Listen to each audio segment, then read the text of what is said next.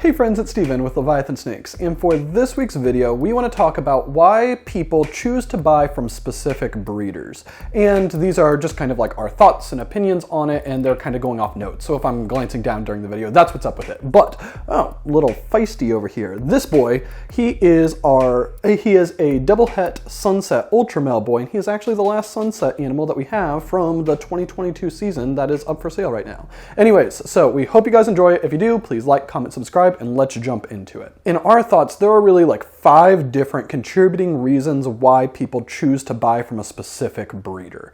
And when we say a specific breeder, we are including like the big names like Canova, Aussie, Mutation Creation, people like that, but we're also including literally anybody who is selling an animal, whether it's at a local show or a pet store or on Morph Market or on Craigslist or anything like this. So why do people choose to buy from one person over another? And in our minds, I feel like that there are 5 different kind of things that we consider when we are making this decision, even if we're not consciously considering all of these different elements. And the first of the 5 is trust.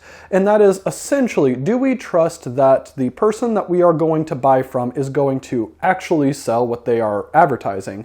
2, that whatever they are selling is going to fix the problem that we are trying to solve through whatever purchase it is. So if we were trying to get into the Sunset Ultramale project and we saw a advertisement from somebody we had never heard of in the Sunset project, and because we're pretty deep into it, we know a lot of the people who are working on it, and they have a visual ultramale and they say that it is 100% het sunset and it is priced for like $300 on Craigslist, I'm probably not going to trust that that is actually what they have. It might be a visual ultramale, but it's probably not het sunset. And the fact that just given the whole situation and giving like my knowledge and our experience with the project, most people, I can't say everybody, but most people who would be selling a visual ultramale het sunset, they're not going to be selling it on Craigslist, and it's probably not going to be priced for $500. So the very first thing that I think can influence whether or not somebody buys an animal or anything is whether or not they trust that the seller has what they say that they have, and they trust that the seller isn't going to scam them or rip them off or anything like that. The second most important thing, because I think that if you don't have trust for the seller, it doesn't matter on any of these other ones, you're not going to buy from them if you don't trust them.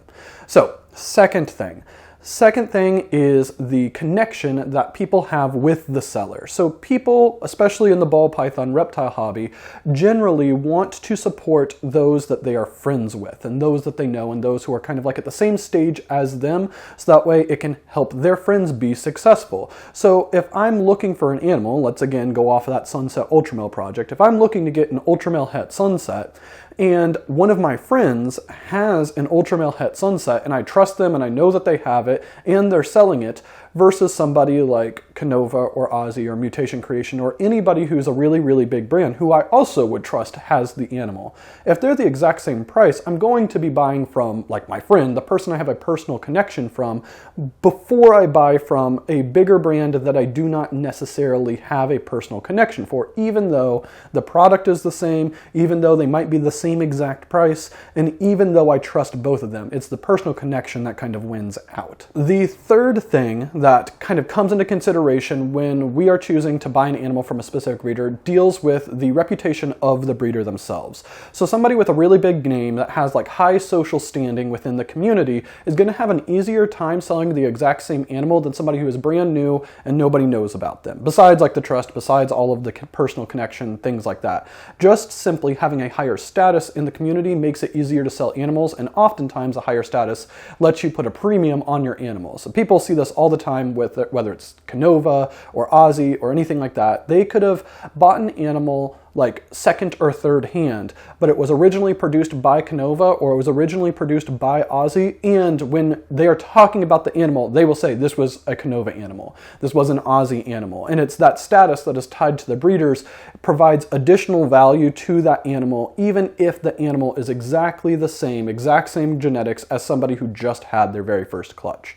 So status influences whether or not somebody wants to buy from them. The fourth thing is coming into into consideration when you don't know somebody and they don't necessarily have status. And this is somebody who, or something that is a commonality between the buyer and the seller. So let's say that you play guitar and you see a seller who has their entire brand is centered around music, and that they have like a Gibson Les Paul in the background image that maybe like the snakes on, and all of these different things. This commonality may be the deciding factor, or maybe the factor that catches the buyer's interest to initially start that conversation. And they still need to trust the seller, and they still need to make sure that the seller is going to serve them well, but that initial commonality is potentially one of the reasons why they chose to buy from them, because they had something in common and they could talk about it. So whenever it comes to like advertisements, or whether it comes to making a brand, this is one of the reasons why I strongly urge people to build their brand around an interest that they have that is outside of ball pythons. I think that having your name, like if we were doing something like Stephen and Courtney Snakes, that's fine, that's not necessarily bad, but it doesn't really give a common point to connect with, versus Leviathan Snakes with all the science fiction branding, because it's a pun off of the book Leviathan Wakes, and that's why our entire brand is all science fiction space themed, because it is Courtney's favorite science fiction series.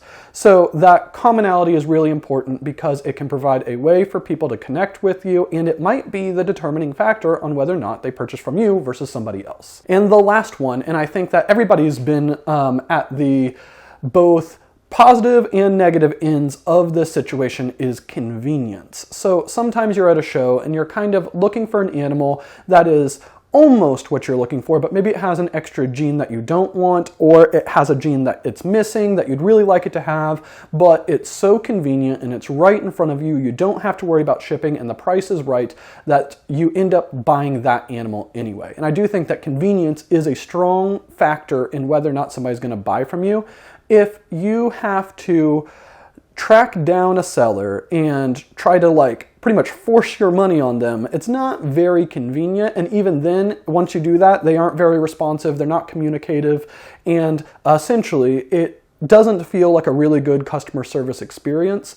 It is probably going to turn you off from buying from that seller in the future because it wasn't a very convenient process. So convenience, I think, is the fifth element that kind of goes into whether or not somebody wants to buy from a seller. I don't think that you should try to focus on like one of these or two of these and ignore the rest. I think you should try to hit all of them and just be deliberate and proactive about making sure that people, your audience, your market, knows that you are doing your best to try to fulfill all 5 of these attributes in any of your marketing materials, any of your interactions with the public. So for us, we try our best to show that we are trustworthy by trying to show the entire process of any animal that we've produced. So that's why we do the egg to shed videos, because we can have that video to point to like, oh, here's the snakes as they were being paired. Here's when they laid the clutch. Here's the babies as they hatched out. Here's the babies as they shed. So that way it is a record to show exactly where all of the animals came from.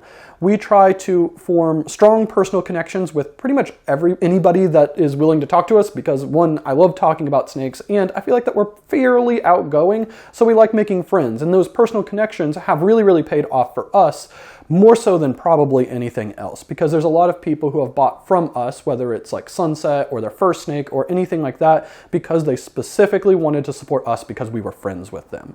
And it's really, really powerful. It's a really good motivation to keep going when you have so many people who are supporting you, and it's probably one of the ways that most new breeders get a lot of their initial sales, is because they have personal connections with other people in the hobby or their family and friends that want to buy a snake, maybe their first snake or something like this. So status is one that we don't have a whole lot of control over. It's kind of like, what are other people's opinions about your brand, about your business, and that kind of determines whether or not you have status.